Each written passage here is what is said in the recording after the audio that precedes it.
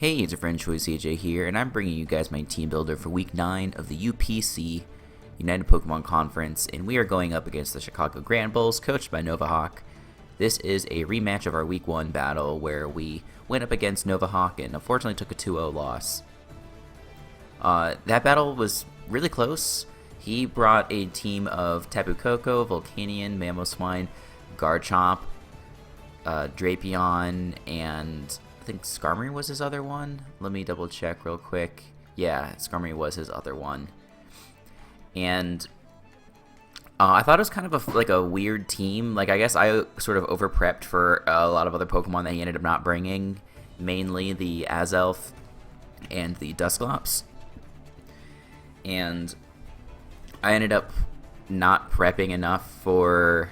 I think Tapu Koko was probably the Pokemon that gave me the most problems. I had some good counters to it on my team. I had Marowak, and I also had a pretty bulky Latios with Calm Mind that can beat most variants of Tapu Koko 1v1 because it obviously resists the electric moves, and then Dazzling Gleam just doesn't do that much because honestly Tapu Koko's special attack is not that high. It just gets really strong electric attacks because of the electric terrain. And once I lost those two Pokemon, I was pretty much done for versus the Tapu Koko. So I wanted to try and build a little more for the Tapu Koko, but without surrendering too much to the other members of his team. I think still overall the biggest threats to my team are Mamoswine and Garchomp. That was true in Week 1, but I anticipated that he would leave one or the other at home because I have the Tapu Bulu to make the ground type moves, to make the Earthquakes a little weaker, but he still brought the both of them. So that was a mistake on my part because, I mean, even if he had left one of them at home, the grassy terrain is really nice for my team because a lot of my Mons get the passive recovery. So yeah, we're gonna give this our best shot, and we'll see how it goes this week. So I am bringing a Yache Berry, Tapu Bulu, Woodhammer, Hornleech, Leech Seed, Protect. Enough speed for a timid Volcanion. It's also going to outspeed an adamant Mamoswine, which is convenient. When we played the last time, he brought a max HP Mamoswine, so we'll still outspeed that. We'll definitely kill with something like Woodhammer. His only real switch into this Mon is Skarmory, so that's why we just have the Leech Seed and the Protect, because then we can get off, some decent chip damage on that thing if we want. Protect's also nifty for scouting versus the Tapu Koko. He brought a workup Tapu Koko with Brave Bird and Flyinium Z. So if I anticipate that he's going to go for that move, I can go for Protect and burn his Z move. Or if I just want to try and get some recovery between Leech Seed and Grassy Surge, I can do that. And I do have some investment here that helps me take the Brave Bird a little bit better. I'm still not going to take the Supersonic Sky Strike very well, but the Brave Bird we can potentially take depending upon what sort of investment he has. But yeah, we're running the Yache Berry because this is the closest thing that I have to a switch into Mamoswine. So we'll see how that goes. I'm really hoping he doesn't pack something like Knockoff to get rid of my Yache Berry, because then we're really going to be screwed. I don't have another play versus the Mamoswine, to be honest. So I think Tapu Bulu is going to do a lot better in this lineup. I wish I almost included him in my lineup before, but I got really scared again of things like Dusclops and Azelf. So I ended up dropping the Tapu Bulu for Zoroark at the last moment. But now we have them both on the squad, and I think we're better off for it. Next we have our Latuli, the Marowak, with Stealth Rock, Shadow Bone, Flare Blitz, and Boomerang.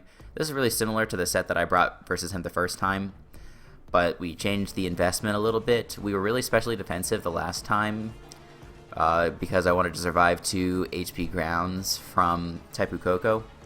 He could bring that this time, but he also, he didn't bring a Life Orb Tapu Koko the last time, and so I think we live 2 HP grounds from Tapu Koko if he's not Life Orb. And then this investment allows us to live a +1 Brave Bird after Stealth Rock, this HP and defense investment. And then I wanted to put some speed on this thing to help it outspeed Skarmory, and it also outspeeds a 0-speed Volcanion, which he did bring the last time. He brought another max HP variant. So we'll kind of have to play that by ear. I don't know if that's really going to work out. I don't want to leave in my Marowak versus Volcanion because I have other switch-ins to Volcanion, and this is like my best Tapu Koko check. It's also my way to deal big damage to Dusclops. It can probably live one hit from Azelf, something that's not a Shadow Ball. And it also did big damage to one other member. I can't remember. It also deals really well with this Hitmontop.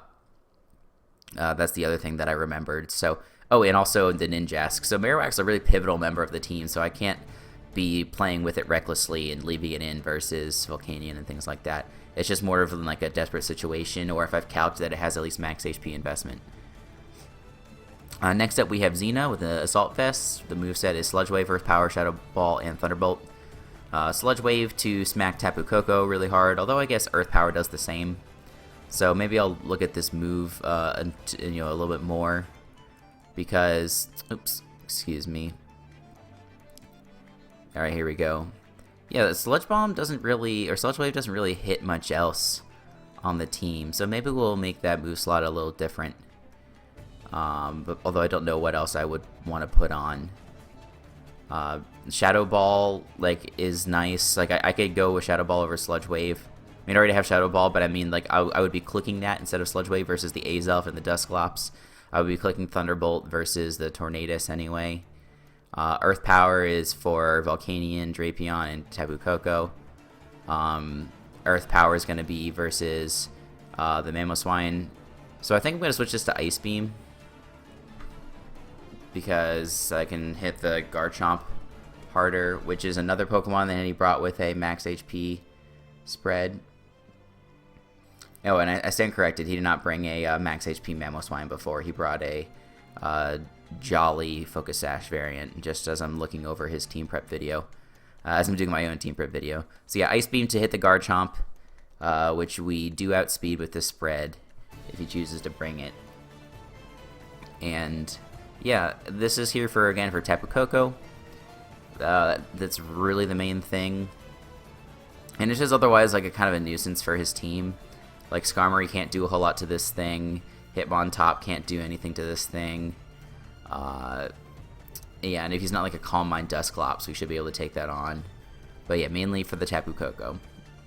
Next, we have a Reflect-type Mega Latias set with Reflect-type Roost, Psychic, and Thunderbolt. We are running it Modest this time. I put a lot of Spadef into it before to take on the Volcanion really well, but we already take that thing on relatively well. And Reflect-type's really nice for the Drapion because last time what he did was he Toxic'd the Volcanion, with the Volcanion he Toxic'd my Latias, and then he switched into his Assault Vest Max Spadef Drapion and trapped me. So it was either like I stay in and dodge the pursuit damage, but I'm going to be taking toxic damage over time, or I take a big pursuit. Like even a 0 attack invested Drapion does about 40% with a pursuit. With a Reflect type, we drop that down to 10%. So even if we get toxic somehow, we can easily go for Reflect type and switch out taking minimal damage. Or if we're not toxic, we should be able to 1v1 that thing, because especially if it's Assault Vest, it's not going to have any recovery. If he's not Assault Vest, we should be able to do decent damage over time with the Thunderbolt. So yeah, we put enough special attack investment into this thing that we would OHKO a non-invested Volcanion after Stealth Rock with our Thunderbolt, and then put enough speed in here for Mamoswine. Funnily, if he's not Adamant Life Orb, Reflect type also kind of allows us to take on Mamo, because an Adamant Life Orb Mamo does 55% max with an Icicle Crash. So if he's Jolly, it's going to be doing less than that. And if he's not Life Orb, like he's Focus Sash or something, he's definitely not going to 2-hit KO us. So we can just eventually whittle him with Psychic. So this might be a fun set. I think it's going to be pretty nice. Next up, we have a Choice Scarf Zoroark with Dark Pulse, Sludge Bomb, Flamethrower, and U-Turn. I still want something to hit Azelf because that thing's really scary. And I also want something that can revenge kill Tapu Koko.